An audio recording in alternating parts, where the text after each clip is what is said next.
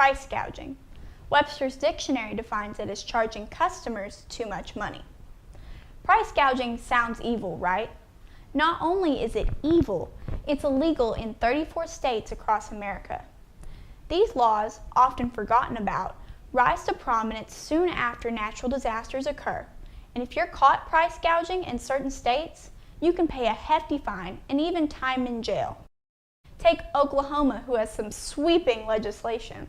If you raise the price 10% above what it was before a state of emergency was declared, you can be charged with a felony and spend 10 years in prison along with a $5,000 fine. In Georgia, they've got a peach of a deal for you. If you sell items at higher cost than what they were prior to the state of emergency, you can be charged with deceptive or unfair trade practice and have additional civil penalty of $10,000 for each violation. And don't mess with Texas, because if you price gouge in Texas during a state of emergency, you could be subject to $25,000 worth of penalties per incident. And if the victims are above the age of 65, that price could rise to $250,000 worth of fines. When local businesses abide by these laws and keep their prices at the normal cost, they can run out of stock at an alarmingly fast rate. And with prices low and lines long, the customer has no incentive to be conservative with their goods.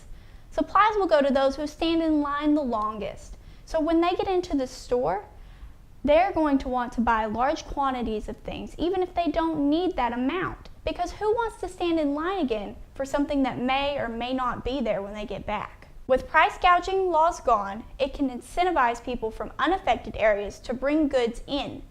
They bring disaster victims what they are in desperate need for, as well as turning a profit. They need this profit margin because bringing goods in isn't free. You have to factor in the cost of gas, food, and lodging for the sellers. Then, when more entrepreneurs arrive in the affected areas, free market principles take hold. The more supply, the less demand, causing prices to fall, making these once unattainable goods available to those in need. And if the price is still too high, you're not obligated to buy, and you may be able to do without these goods, leaving it for someone else that cannot.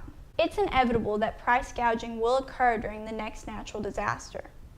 So if you're a customer and you need it and you can't get it, then what is too much money?